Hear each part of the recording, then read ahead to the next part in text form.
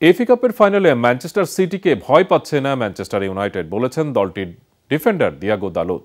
তার মতে আন্ডারডগ হয়ে ইউনাইটেড কখনো মাঠে নামতে পারে না, ভক্তরা কখনো তা মেনেও নেবে না।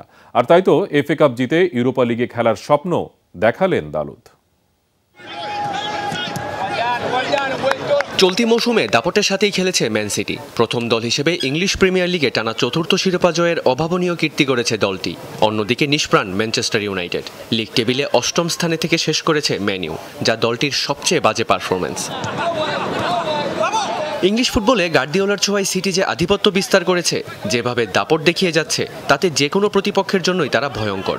এফএ কাপ ফাইনালেও ফেভারিটদের তকমাটাও তাদের দখলেই। তবে নগর প্রতিদ্বন্দ্বীদের মুখোমুখি হওয়ার আগে ম্যান ইউয়ের ডিফেন্ডার দিয়াগো দালোত পরিষ্কার জানিয়ে দিয়েছেন, একদমই ভীত নয় তারা। আসলে লড়াইটা যখন ইউনাইটেড বনাম সিটি, তখন আমার মনে হয় না তারা এমন কিছু ভাববে যে আমরা তাদেরকে ভয় পাচ্ছি। তারা জানে যে আমরা ম্যাচটা জিতে চাইবো, তাই তারা নিজেদের সেরা পারফরমেন্স করতে চাইবে এবং আমাদেরকেও নিজেদের সেরাটা দিতে হবে।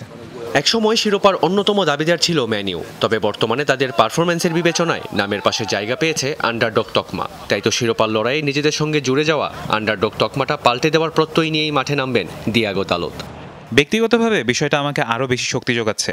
ম্যানচেস্টার ইউনাইটেডের হয়ে খেললে আন্ডারডগ হওয়া চলবে না। আমরা ভবিষ্যতে এমন দল হতে চাই সবাই যেন ভাবে এরা তো জিতবেই। লন্ডনের ওয়েম্বলি স্টেডিয়ামে এফএ কাপের ফাইনালে জিতলেই কেবল ইউরোপা লিগে খেলার সুযোগ পাবে ম্যান ইউ। আর হারলে এই মৌসুমে চ্যাম্পিয়ন্স লিগ তো বটেই, ইউরোপ কিংবা কনফারেন্স কোনো লিগেই জায়গা হবে না রেড ডেভিলদের। মেহেদি রিয়ান, যমুনা স্পোর্টস।